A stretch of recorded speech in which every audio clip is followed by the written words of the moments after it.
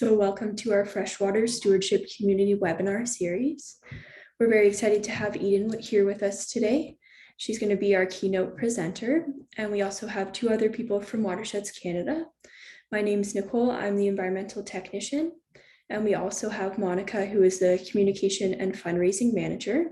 So Monica will be able to help you if you have any tech problems, or if you have any questions, feel free to send her a private message. And now just a little bit about Watersheds Canada. So Watersheds Canada is a nonprofit and charitable organization based in Perth, Ontario. So you can see a couple of our different programs on the screen. We deliver programs across the country in partnership with landowners, community groups, and students who are looking to take action and protect their local freshwater. So on the top left, you can see our Natural Edge program, where we work with landowners to naturalize their properties using native plants. And on the bottom left, we have our Love Your Lake program, which is delivered in partnership with the Canadian Wildlife Federation. It's a shoreline evaluation program where we fill out an assessment for each property, where we give property owners custom recommendations with voluntary actions that they can take to protect their lake health. And then finally, on the right-hand side, you can see our fish habitat restoration program. So in that one, we have a photo of a brush bundle, which is where we take additional woody debris and put it back into the lake to help wildlife populations and improve water quality. So if you have any questions about these programs, you can either type them in the chat, or you can also feel free to send us an email. And we're all here today because of our Freshwater Stewardship Community, which is an online community that is connecting people from across the country. So we have over 1,300 members from 7 different countries. And we have 20 webinars and 16 handouts archived on our website. So you can find those at watersheds.ca/freshwater-stewardship. So I would encourage you to check those out after today. We have a whole bunch of webinars on there about a wide variety of topics, all related to freshwater. And we would like to thank the Peterborough KM Hunter Foundation and the SM Blair Family Foundation for their funding support for the freshwater stewardship community this year. And I'll just take a moment to highlight the handout that we made for this presentation. So you can expect to receive this in an email along with the webinar recording in a couple of days. So we put this together as an educational resource, and Eden also provided a whole bunch of different links of ways that you can get involved. So I would definitely encourage you to check that out. And finally, I'll introduce Eden. She's a PhD student in the Department of Physical and Environmental Sciences at the University of Toronto Scarborough, studying plastic pollution policy and management. She's a member of the Rockman Lab and a part of the Plastics Project. Eden received her undergraduate degree in environmental chemistry and master's degree in environmental studies from Queen's University, where she investigated the potential role of microplastics in influencing the environmental fate of waterborne toxins produced by cyanobacteria. And now we'll move over to the presentation portion. So if you think of any questions throughout the presentation, feel free to put them in the chat, and then we will save them all to the end for the question and answer period, where I'll read them out loud to Eden. So with that, I will pass it over to you, Eden. Thanks, Nicole. All right, let me get set up here.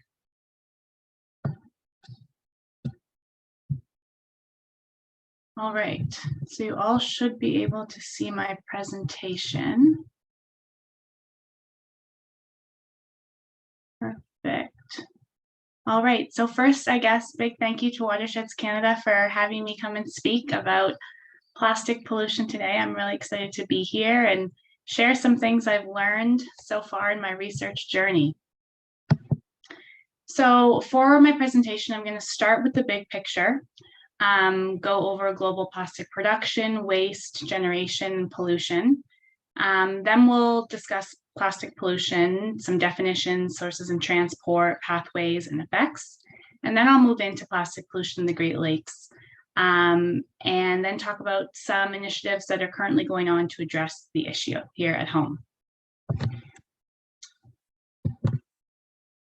So to begin, let's start with talking about global plastics production.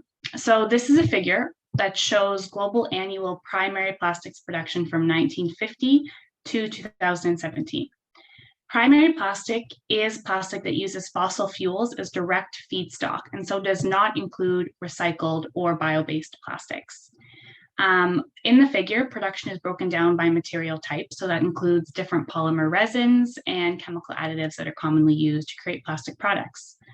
So now that you're acquainted with the figure, let's go over some important numbers. So global annual production of primary plastic in 1950 was 2 million tons. Annual production in 2017 was 438 million tons.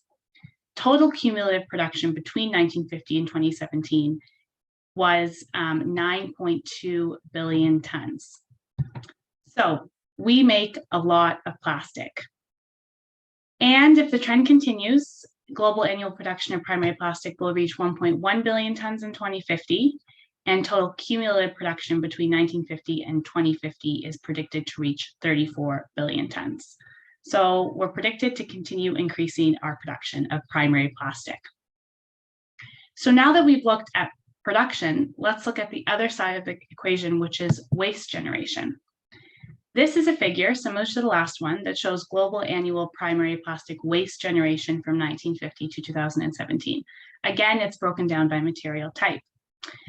The measure of primary plastic waste includes post-consumer plastic waste that is generated during or after product use, so not waste that's generated during plastic production activities, as well as primary materials that have become waste, so not recycled materials that have become waste. Global annual primary plastic waste generation in 2018 was 343 million tons. And total cumulative primary plastic waste generation between 1950 and 2017 reached 6.9 billion tons. So if you remember back to the last slide, we produced 9.2 billion tons of primary plastic between 1950 and 2017. That means 3/4 or 75% of all the primary plastic ever produced has become waste. So we are living in a very linear economy. So now the question becomes, what happens to all that waste? Well, it's not a mystery. We actually do have an answer to that question. The OECD Global Plastic Outlook database actually breaks down how we deal with our plastic waste into 5 different waste handling categories: recycling, incineration, landfilling, mismanaged waste, and littered waste. So globally, about 22% of our plastic waste ends up as mismanaged and uncollected litter. About 49% is landfilled. A further 19% is incinerated, and finally 9% is recycled. In Canada, which is the top line of this figure, our numbers aren't that much better. 7% of our plastic waste ends up as mismanaged or uncontrolled litter. 82% is landfilled, 4% is incinerated, and 6% is recycled. So all this to say, these numbers leave a lot of room for leakage of plastic waste into the environment. And again, it's no mystery. The same OECD Global Plastics Outlook database that breaks down how we deal with our plastic waste also looks at plastic leakage into the environment. And in this report, they estimated that in 2019, global plastic leakage into the environment, which includes terrestrial and aquatic ecosystems, was 22 million tons. So they further break down their estimation into macroplastics, which are bigger pieces of plastic, and we'll go into this in a bit more detail later on, and microplastics, which are smaller pieces of plastic.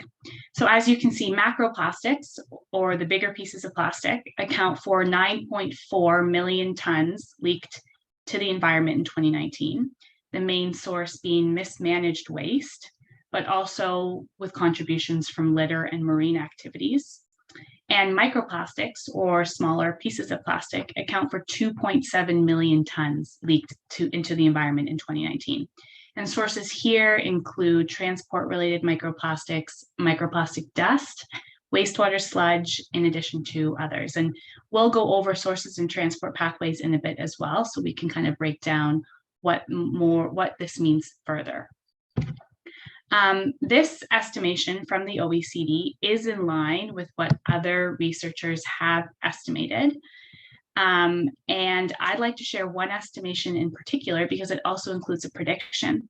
So this is a figure from a paper published in 2020 in the journal Science.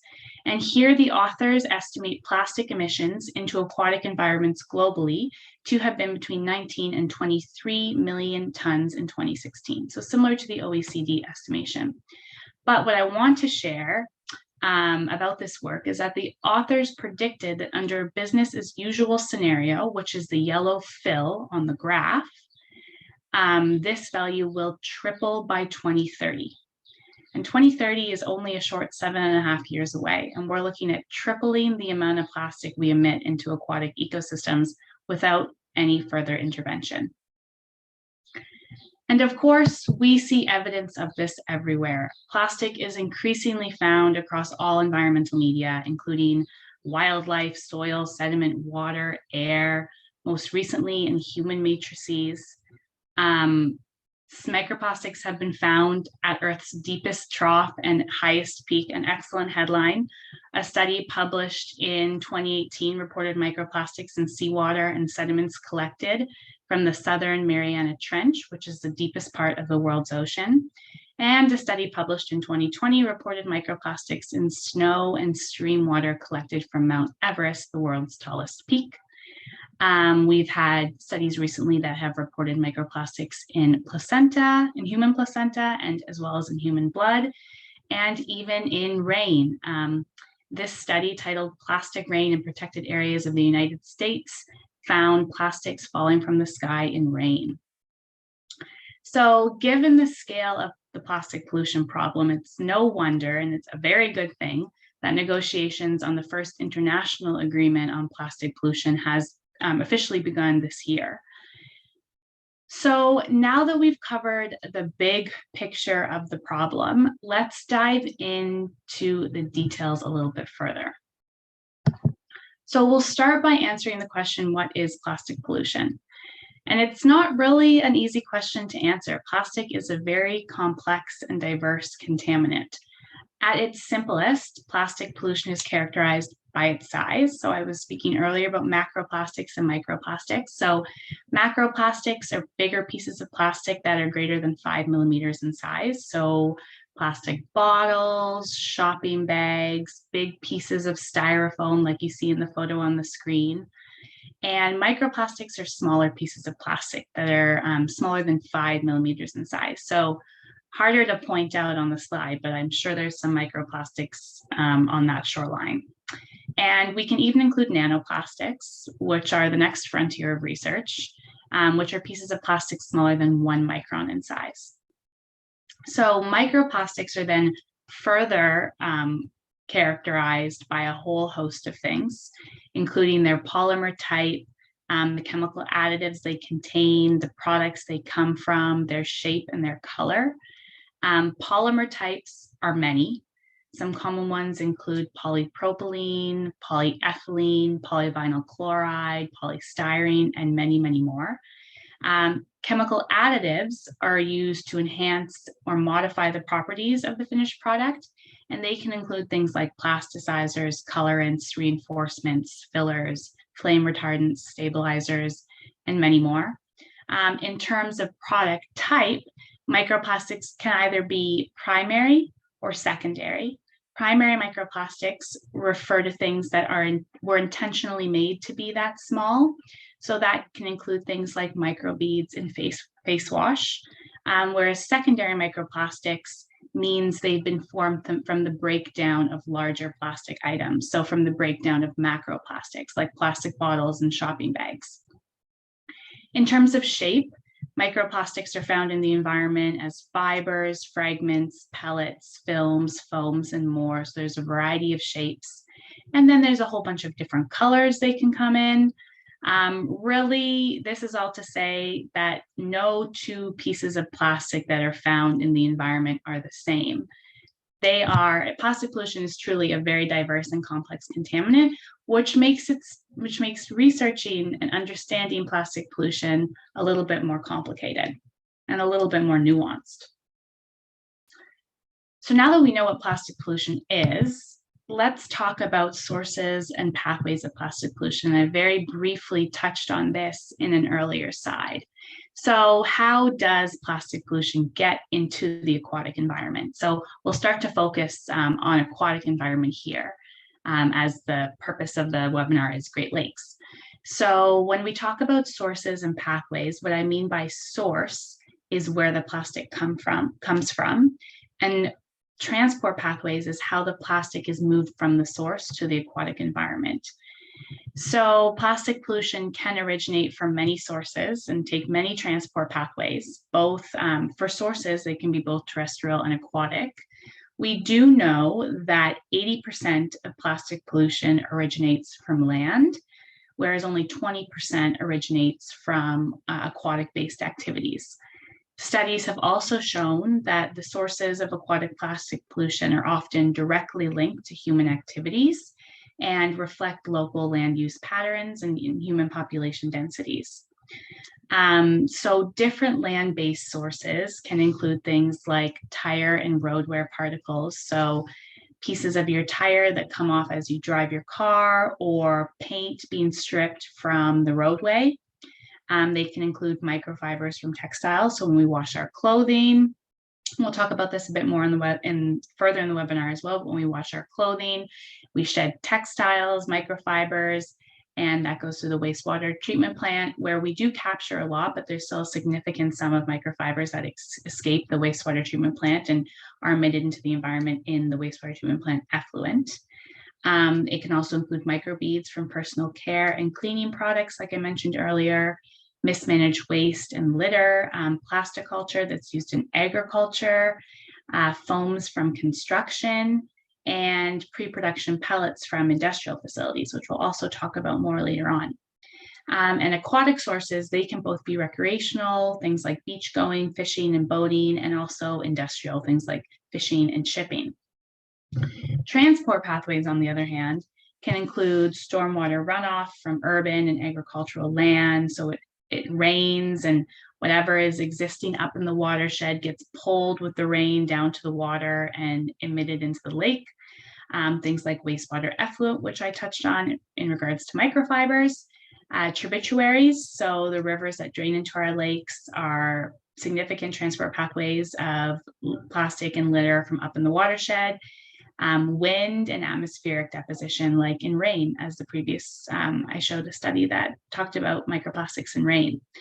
So just like plastic pollution itself, the sources and transport pathways are also many and diverse and very complicated. So again, another reason why tackling the issue of microplastic pollution is not so simple.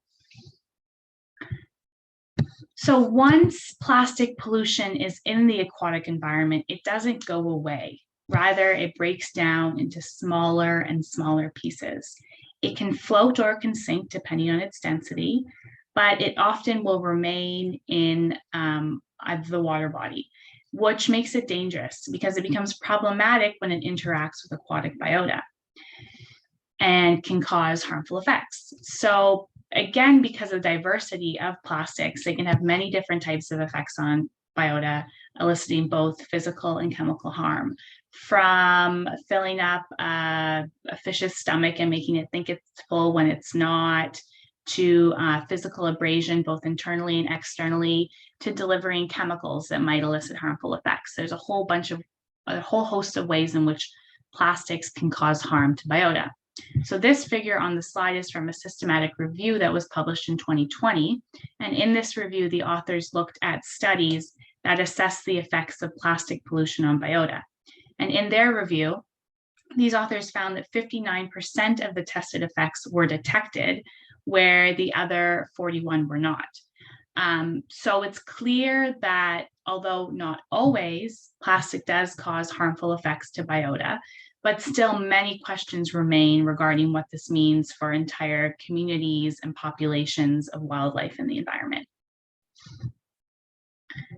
All right, so now that everyone, I hope, has a very good background on plastic pollution, we'll dive into plastic pollution in the Great Lakes.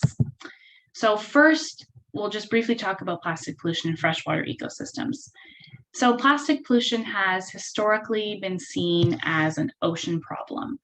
A review paper that was published in 2018 found that the vast majority, so 87% of plastic pollution studies are related to the marine environment, which leaves a small 13% that have to do with freshwater. And you can see the figure on the left that research in the marine environment started nearly 3 decades in 1980, earlier than freshwater research, which really just began in the past decade. So it's a very new field studying plastic pollution in freshwater. At the time that this paper was published, the rate of growth was about 41 papers per year for the marine environment versus 7 papers per year for the freshwater environment. And the authors found that data on plastic pollution in freshwater ecosystems was fragmented across continents and completely absent from the majority of countries. At the time, studies had been carried out in only about 12% of countries. So really, we didn't know, and we still don't know, a lot about plastic pollution in freshwater ecosystems. In terms of Canada, at the time that this review paper was published, and this has changed now, but 7 studies had been carried out in Canada at this time. And the area of focus was the Laurentian Great Lakes, which is unsurprising given the economic and ecological importance of the region. So now let's dive in and we can take a look at plastic pollution in the Great Lakes. So scientists first reported the presence of plastic particles in the Great Lakes in 2011. And it was actually research that was conducted in 2008. So in 2008, in the fall, these researchers conducted surveys along the beaches of Lake Huron, near the properties of companies that specialize in making plastic. And they found plastic at 4 of the 7 beaches included in their study, yielding a total of just over 3,000 pieces of plastic collected. And interestingly, 93% of the pieces of plastic they found were pre-production plastic pellets. So I mentioned pre-production plastic pellets earlier as a type of, well, one is a source of plastic pollution, but also as a type of primary microplastic. So if you remember back to our definition side, primary microplastics means they are intentionally produced to be this small, and they are not a result of the breakdown of larger plastic items. So pre-production plastic pellets, you can see an image of someone holding a couple dozen pre-production plastic pellets on the slide. So they are actually the foundation of everyday plastic products. So during plastic production, these plastic pellets are melted down and then molded or extruded to form any desired product. So anything you can imagine, it's made out of plastic, likely came from these plastic pellets. So given the number of plastic producing factories in the area, particularly around Sarnia, it's actually not surprising that the team of researchers found so many plastic pellets, which were likely coming directly from the factories that use them in their processes. So since that study came out in 2011, there have been more efforts made to track plastic pollution in the Great Lakes. And I'm going to show 2 slides. And one shows evidence from the peer-reviewed literature. So that's researchers going out and conducting research and then publishing it in the primary literature. And then another line of evidence we have to track plastic pollution is through cleanup data, through citizen science efforts. So, and this was all synthesized and published in a review that was done by Ern et al. In 2020. So at the time, researchers had reported the presence of microplastics in the surface waters of Lake Huron, Lake Erie, Lake Michigan, Lake St. Clair, and Lake Superior. So you notice there is one Great Lake missing, but since this was published in 2020, there have been 2 studies that have come out that have reported microplastic pollution in the surface waters of Lake Ontario. So now we can say there is microplastic contamination across the surface waters of all the Great Lakes. And from these studies, researchers have reported the highest levels in Lake Ontario, followed by Lake Erie, then Lake Huron, Lake Michigan, and lastly, Lake Superior. Researchers have also reported macroplastics and microplastics on the shorelines of the Great Lakes. So we talked earlier about the study that was first done. So that was the shoreline study. And then as well as within sediments that are collected from the lake bottom. And again, considering more updated, including more up-to-date studies that weren't included in this review, Lake Ontario shows the highest level of contamination for sediments as well as surface waters, as I just mentioned. So another way to track plastic pollution is to use data collected from shoreline cleanups. So the data presented here is from the Ocean Conservancy's International Coastal Cleanup, and it was synthesized by Ern et al. In this review. So again, with the image on the board, you can see widespread contamination across the Great Lakes, across the shorelines of the Great Lakes, with more pieces of plastic collected near larger city centers. So you can see a big green circle around Toronto, blue circles around Thunder Bay and Lake Superior, Chicago and Lake Michigan, and some bigger cities on the southern shore of Lake Erie. And across the entire region over the 3 years, over 2016, 2017, and 2018, a total of just over 3.5 million plastic pieces were collected. And common items by count include cigarette butts, food wrappers, bottle caps, plastic bags, straw stirrers, and drink lids. And remember these items because, interestingly, I'm sure a lot of you have heard of the single-use plastic ban that's being proposed by the federal government. I'll talk about that at the end of towards the end of the webinar. Data like this was used to inform what they would include in the ban. So we'll come back to that shortly. So based on what has been reported by researchers in the peer-reviewed literature, and then as well with data collected from shoreline cleanups, we can clearly see that all 5 Great Lakes are polluted with plastics. And in some cases, the extent of contamination we see in the Great Lakes is actually greater than what or equal to what has been reported in the marine environment. So it's safe to say that plastic pollution is not only a marine problem, but it's also a freshwater problem. Oh, getting ahead of myself there. So beyond sediments, waters, shorelines, researchers have also begun to discover that wildlife in the Great Lakes are also polluted with plastics. There's much less research on this, only a handful of papers really in the peer-reviewed literature, but there are a few studies that I'm going to highlight today, all published quite recently.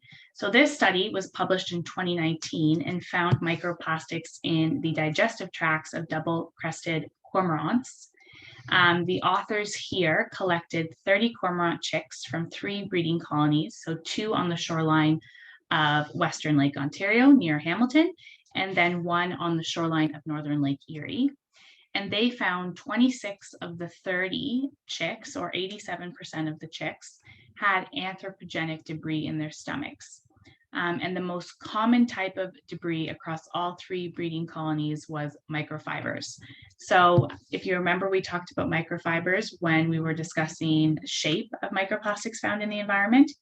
So microfibers are one type of microplastic, and as I mentioned before, they're emitted into the environment from various sources, but most commonly they're shed from clothing during the washing process, and then released into the environment through a wastewater treatment plant. So in this case, the source is textiles and the transport pathway is wastewater treatment plant effluent. And then another study, which was published in 2021, so also very recently, reported the highest ever concentration of microplastics in the digestive tracts of different fish species collected from Lake Ontario and Lake Superior. So fish species that were collected in Lake Ontario included the brown bullhead, the white sucker, the yellow perch, round goby, emerald shiner, common shiner, and spot-tail shiner. And species collected in Lake Superior included long-nosed sucker, white sucker, lake whitefish, round whitefish, cisco, lake trout, and yellow perch. In this study, all of the fish contained anthropogenic particles in their guts. And like the previous study, the majority of them were microfibers. White sucker and brown bullhead in particular in Lake Ontario had significantly more particles than other species. So they actually found the highest ever reported concentration of microplastics in a bony fish.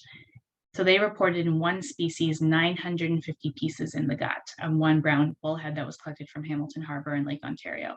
So I believe still today that's the highest count ever reported in a single fish, 915.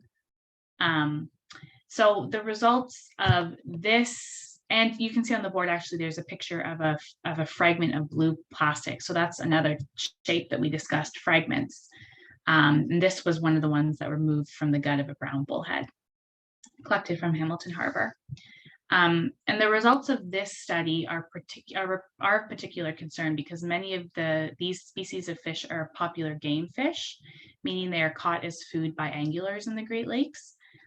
So the microplastics in these fish may have implications for the future consumption of freshwater fish by humans, but this is something we don't fully understand at this point in time, and it requires more research to really figure out what contamination in fish that we eat means for human health. All in all, to kind of round it off, a study published in 2017, scientists estimated that nearly 10,000 tons of plastic enter the Great Lakes every year. The majority of this enters through Lake Michigan, 5,000 metric tons, then Lake Erie at 2,500, Lake Ontario 1,400, Lake Huron 600, and Lake Superior 32. This study also showed that major population centers are primary sources of microplastic pollution in the Great Lakes system. So places like Chicago, Toronto, Cleveland, and Detroit, they release more plastic than they accumulate on their shorelines. So clearly, with this entire body of research, we can determine we have a big plastic pollution problem in the Great Lakes. And given the predictions on plastic production, waste generation, and emissions that I shared earlier in the presentation, the problem is likely to get bigger. Fortunately, there are efforts to reduce and prevent plastic pollution that are currently ongoing in the Great Lakes region. So now we'll jump and look at some of the efforts that are going on. So at the federal level, there's a few things. So in 2017, the federal government introduced the microbeads in toiletries regulation. So microbeads are one type of primary microplastic, so made to be that small. And this regulation bans the manufacture, import, and sale of toiletries that contain plastic microbeads, including cosmetics, non-prescription drugs, and natural health products. And microbeads are also found in cleaning products, and this regulation does not address cleaning products, just toiletries. So this was a great first step, but it really only addresses one small part of the problem. At the beginning of the presentation, we learned how diverse and complex plastic is, and microbeads is one small contributor. So more recently, the federal government introduced a Canada-wide action plan on zero plastic waste, which is a much more comprehensive plan and includes a whole host of policies aimed at reducing plastic pollution in Canada as a whole. So it applies to the Great Lakes Basin. So I'll touch on three of the big policies that came out of this plan. So the first, which I'm sure you've all heard of, is the single-use plastics ban. And this is for sure the most publicized piece of the plan. And it includes prohibiting the manufacture, sale, and distribution of 6 items: stir sticks, straws, 6-pack rings, some types of takeout containers, cutlery, and thin plastic bags. So if you think back to that list for cleanup data, for sure stir sticks and straws were prominent litter that were found in those cleanups, and for sure plastic bags as well. So it's good that we see a reflection of what we're finding in the environment in the policy that the government's proposing. So these 6 items were chosen because they were deemed environmentally problematic. So what that means is, one, they're prevalent in the environment, so we learned that. And second, they are known or suspected to cause environmental harm. So for example, there's a clear risk of ingestion or entanglement by wildlife with these items. So probably most obviously, you can think of the 6-pack rings, and there was a massive campaign to make sure you cut your 6-pack rings before you threw them in the garbage to avoid turtles getting caught in them. So this ban was originally meant to come into effect as early as 2021, but because of the pandemic has been pushed. And I think now the latest I read was that everything wouldn't be enacted until maybe 2024. The plan also includes two other things I want to highlight. So the first is a minimum recycled content standard. And so what that means is that plastic packaging in Canada would be required to contain 50% recycled plastic by 2030. So this is good because it would strengthen the market demand for recycled plastic, which would discourage the production of more primary plastic, which we saw at the beginning of the presentation is ever growing. And then the last piece of the plan I want to touch on is to further the implementation of extended producer responsibility in Canada. So extended producer responsibility is a program that puts the physical or financial responsibility of the collection and disposal of plastic products on the producers instead of municipalities. So it incentivizes producers to incorporate environmental considerations into the design, manufacture, and management of their products, with the ultimate goal of reducing waste in landfills and maintaining a sustainable life cycle for products. So getting rid of that linear economy where everything goes to waste and instead encouraging more of a circular economy. And then lastly, recently as well, Canada also listed plastic manufactured items as toxic under Schedule 1 of the Canadian Environmental Protection Act. And what this does is it gives the federal government a lot of the legislative power they need in order to accomplish some of the things listed that I just previously listed. The other thing to note in terms of what's going on at the federal level is that given the Great Lakes are waters that are shared between Canada and the United States, any binational priorities or commitments on matters related to the Great Lakes are outlined in the Great Lakes Water Quality Agreement, which was most recently amended in 2012. Unfortunately, but not surprisingly, given that plastic pollution in freshwater systems is an emerging area of research, plastic pollution is not mentioned in the Great Lakes Water Quality Agreement. However, plastic pollution is included in the 2021 Canada-Ontario Agreement on Great Lakes Water Quality and Ecosystem Health, which is the federal provincial agreement that helps Canada meet its obligations under the Great Lakes Water Quality Agreement. So in the Canada-Ontario Agreement, Annex 2 Harmful Pollutants details how Canada and Ontario will both work together and independently to reduce plastic pollution in the Great Lakes. So although plastic pollution is not included in the Great Lakes Water Quality Agreement currently, given Canada has released this comprehensive Canada-wide action plan on zero plastic waste, and plastic pollution is covered in the Canada-Ontario Agreement on Great Lakes Water Quality Ecosystem Health, it's clear that at least Canadian and Ontario governments are beginning to prioritize working on the problem of plastic pollution, and hopefully plastic pollution will be included in the Great Lakes Water Quality Agreement in the near future. So that was at the federal level, and also I guess the binational level. At the regional level, there's an excellent initiative called the Great Lakes Plastic Cleanup. So it's a project that's being run across the Great Lakes region that uses innovative trash trapping technology to remove plastic from the environment. So it's a cleanup project. Two of the most common pieces of technology that are being deployed widespread is the C-bin and the litter trap.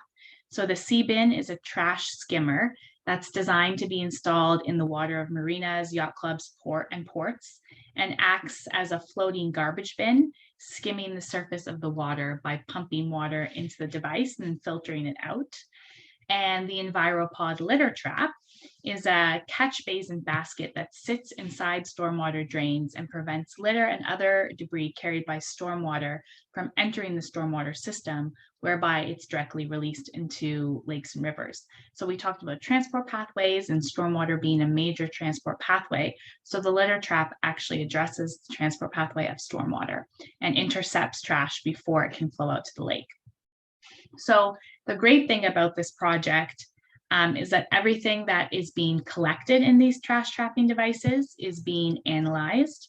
So in addition to plastics being recovered and then sent to recycling, the data will also help inform potential prevention and mitigation strategies based on what we find, just like how data collected from the Ocean Conservancy's cleanups was used when the federal government was deciding what pieces of single-use plastics they'd like to include in the ban. And then lastly, of course, there's lots of initiatives that you all can get involved in around the Great Lakes region. So the easiest one is to organize or participate in a cleanup in your area. So in Canada, we have the Great Canadian Shoreline Cleanup, and that's run by OceanWise and the World Wildlife Fund. And so you can organize your own cleanup on their website, or you can join a cleanup that's taking place in your area. And in other countries, you can participate in the International Coastal Cleanup. So like I said, it's your chance to contribute to monitoring data too, as well as getting out there and just cleaning up one of your favorite places outside. And what's interesting, as well as the Great Canadian Shoreline Cleanup actually contributes its data to the International Coastal Cleanup. So the figure I showed you earlier would also have included data from the Great Canadian Shoreline Cleanup. You can go ahead and learn more about the Great Lakes Plastic Cleanup and their efforts to clean up our waterways in the Great Lakes region using these innovative trash trapping technologies. And there's actually some other trash trapping technologies that they're deploying, not as widespread as the sea bins and the litter traps, but I believe there's like a drone type thing.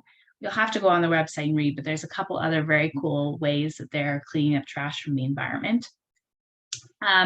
The University of Toronto trash team has some great resources for how to reduce your own waste footprint. And they also have a whole bunch of other programs working at cleaning up plastic pollution and addressing the problems. You can go on their website and read more about that. Another thing is Georgian Bay Forever is working to promote washing machine filters as an effective way to keep microfibers out of the environment. So they have some very cool studies they've done, and some wide scale deployments of these washing machine filters to determine how many microfibers they can catch. And if you're interested in installing one in your own home, you can do so. They sell them on the market. If you go on Georgian Bay Forever's website, they, I think, advertise 2 of them that they've done studies on that work quite well. I think to purchase them, it's around $100, and you can install them yourself on your washing machine. And then the last thing, which is very timely, is the 2020 Great Lakes Public Forum is coming up in September of this year. And the Public Forum is an event that takes place every 3 years, and it provides opportunity for the governments of Canada and the United States to discuss and receive public comments on the state of the lakes and any binational priorities for science and action. So as I said, it's being held in September in Niagara Falls, and there'll be many ways to get involved. To submit public comments ahead of the event. I'm hoping to go and present at the event. So keep your eye out for that, and you might have an opportunity there as well. So that is my presentation in a nutshell, and I'm happy to take any questions if we have any now. Thank you so much, Eden. That was really interesting in the presentation. If anyone thinks of any questions, you can feel free to type them in the chat now. And just while people are typing the questions, I wanted to let you know about our survey. So Monica is going to drop the survey link in the chat, and we just use that for feedback. If you have any presentation topics that you'd like to hear, we'd love to hear from you if you wouldn't mind taking a moment to fill those out. And I'll just wait a moment to see if anyone has any questions. So if you do, you can type them in now.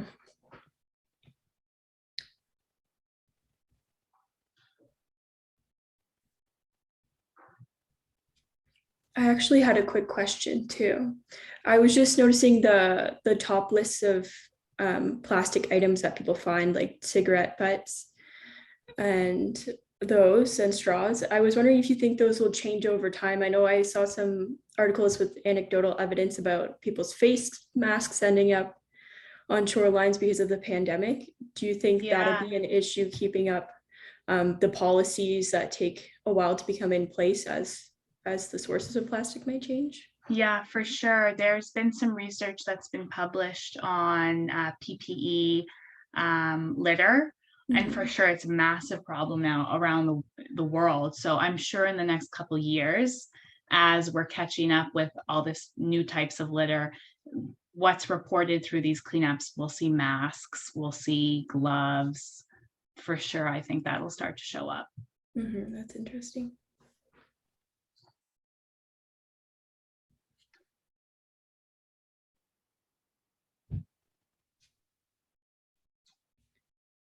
All right, and I see another question here. It says, are you aware of any research work being done regarding monitoring bioaccumulation? Since there is a lot of accumulation in fish, likely the plastic would accumulate in top predators like loons and herons. Yeah, it's kind of a hot area of research right now, and there's no definitive answer. So there's some papers that are published that say they see bioaccumulation, others that say they don't. I guess the question at hand is whether the plastic moves from the gut of the animal into its body.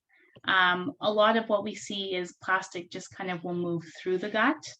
And so in that case, bioaccumulation wouldn't be as prominent, but we do also see what they call translocation, which is leaving the gut into the body. And that's where you would see bioaccumulation occur.